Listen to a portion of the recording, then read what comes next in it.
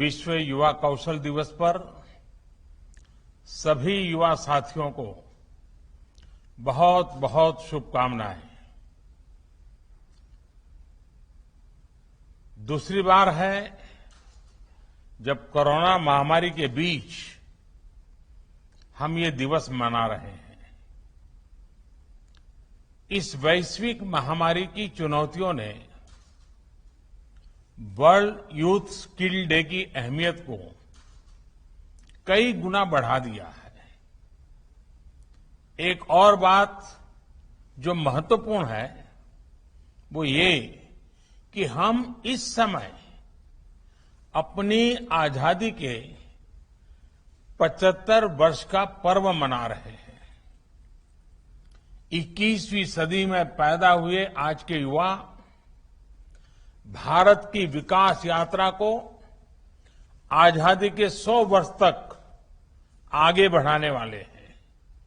इसलिए नई पीढ़ी के युवाओं का स्किल डेवलपमेंट एक राष्ट्रीय जरूरत है।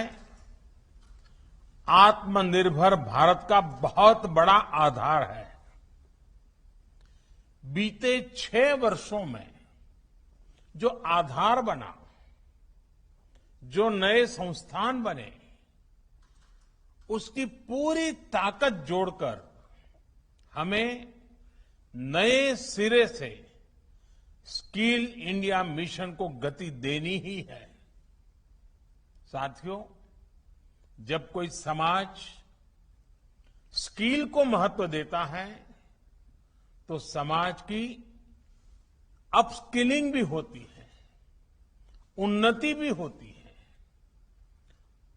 दुनिया इस बात को बखूबी जानती भी है, लेकिन भारत की सोच इससे भी 2 कदम आगे की रही है। हमारे पूर्वजों ने स्किल्स को महत्व देने के साथ ही उन्होंने इसे सेलिब्रेट किया, स्किल्स को समाज के उल्लास का हिस्सा बना दिया।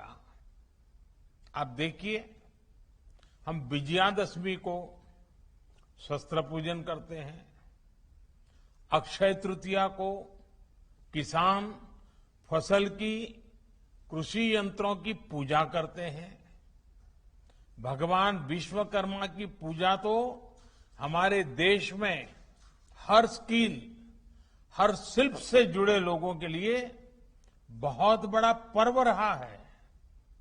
हमारे यहां शास्त्रों में निर्देश दिया गया है, विवाह दिशु यज्ञशु गृह आराम विधायके सर्व कर्मसु संपूज्यो विश्वकर्मा इति श्रुतम। अर्थात विवाह हो, गृह प्रवेश हो या कोई और यज्ञ कार्य, सामाजिक कार्य हो, इसमें भगवान विश्वकर्मा की पूजा, उनका सम्मान जरूर किया जाना चाहिए। विश्वकर्मा की पूजा यानी समाज जीवन में अलग अलग रचनात्मक कार्य करने वाले हमारे विश्वकर्माओं का सम्मान, स्किल का सम्मान। लकड़ी के कारीगर, मेटल्स का काम करने वाले, सफाई कर्मी, बगीचे की सुंदरता बढ़ाने वाले माली, मिट्टी के बर्तन बनाने वाले कुम्हार, हाथ से कपड़ा बुनने वाले बुनकर साथी, ऐसे कितने ही लोग हैं जिन्हें हमारी परंपरा ने विशेष सम्मान दिया है। महाभारत के भी एक श्लोक में कहा गया है, विश्वकर्मा नमस्तेस्तु विश्वात्मा विश्व संभव। अर्थात जिनके कारण विश्व में सब कुछ संभव होता है, उस विश्वकर्मा को नमस्कार है।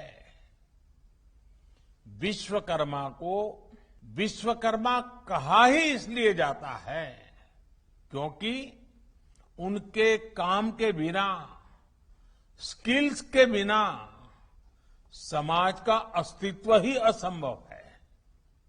लेकिन दुर्भाग्य से गुलामी के लंबे कालखंड में स्किल डेवलपमेंट की व्यवस्था हमारे सोशल सिस्टम में, हमारे एजुकेशन सिस्टम में धीरे धीरे कमजोर पड़ती गई। साथियों, एजुकेशन अगर हमें ये जानकारी देती है कि हमें क्या करना है, तो स्किल हमें सिखाती है कि वो काम वास्तविक स्वरूप में कैसे होगा। देश का स्किल इंडिया मिशन इसी सच्चाई, इसी जरूरत के साथ कदम से कदम मिलाने का अभियान है। मुझे खुशी है कि प्रधानमंत्री कौशल विकास योजना के माध्यम से अब तक 1.25 करोड़ से अधिक युवाओं को ट्रेनिंग दी जा चुकी है। साथियों, मैं एक और वाक्य के बारे में आपको बताना चाहता हूं। एक बार स्किल डेवलपमेंट को लेकर काम कर रहे कुछ अफसर मुझे मिले। मैंने उनसे कहा कि आप इस दिशा में इतना काम कर रहे हैं, क्यों ना आप ऐसे स्किल्स की एक लिस्ट बनाइए जिनकी हम अपने जीवन में सेवाएं लेते हैं। आपको हैरानी होगी, जब उन्होंने सरसरी नजर से लिस्टिंग की तो ऐसी 900 से ज्यादा स्किल निकली जिनकी हमें अपनी आवश्यकताओं के लिए जरूरत होती है। आप अंदाजा लगा सकते हैं कि स्किल डेवलपमेंट का काम कितना बड़ा है। आज ये जरूरी है कि लर्निंग आपकी अर्निंग के साथ ही रुके नहीं।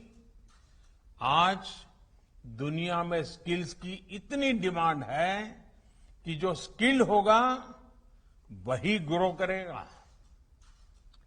ये बात व्यक्तियों पर भी लागू होती है और देश पर भी लागू होती है।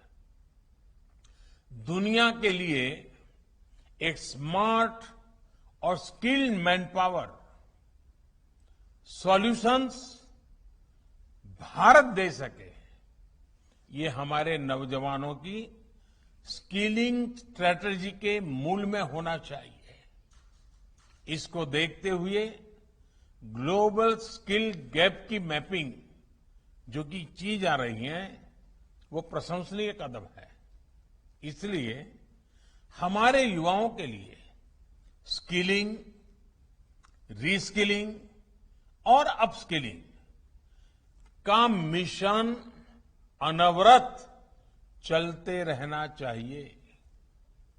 बड़े बड़े एक्सपर्ट्स आज अनुमान लगा रहे हैं कि जिस तरह तेजी से टेक्नोलॉजी बदल रही है, आने वाले 3-4 वर्षों में बहुत बड़ी संख्या में लोगों को रीस्किलिंग की जरूरत पड़ेगी। इसके लिए भी हमें देश को तैयार करना होगा। और कोरोना काल में ही हम सबने स्किल्स और स्किल्ड वर्कफोर्स की अहमियत को बहुत करीब से देखा है, महसूस किया है। देश कोरोना से इतनी प्रभावी लड़ाई लड़ सका तो इसमें भी हमारी स्किल वर्कफोर्स का बहुत बड़ा योगदान है। साथियों, बाबा साहब आंबेडकर ने युवाओं की, कमजोर वर्ग की स्किलिंग पर बहुत जोर दिया था। आज स्किल इंडिया के जरिए देश बाबा साहब के इस दूरदर्शी स्वप्न को पूरा करने के लिए भरसक प्रयास कर रहा है। उदाहरण के तौर पर आदिवासी समाज के लिए देश ने गोइंग ऑनलाइन एज लीडर्स यानी गोल प्रोग्राम शुरू किया है। ये प्रोग्राम पारंपरिक स्किल के क्षेत्रों जैसे कि आर्ट हो, कल्चर हो, हैंडीक्राफ्ट हो, टेक्सटाइल हो, इनमें आदिवासी भाई बहनों की डिजिटल लिटरेसी और स्किल में मदद करेगा, उनमें एंटरप्रेन्योरशिप डेवलप करेगा। इसी तरह वनधन योजना की भी आज आदिवासी समाज को नए अवसरों से जोड़ने का एक प्रभावी माध्यम बन रही है। हमें आने वाले समय में इस तरह के अभियानों को और ज्यादा व्यापक बनाना है। स्किल के जरिए खुद को और देश को आत्मनिर्भर बनाना है। इन्हीं शुभकामनाओं के साथ आप सभी का बहुत बहुत धन्यवाद।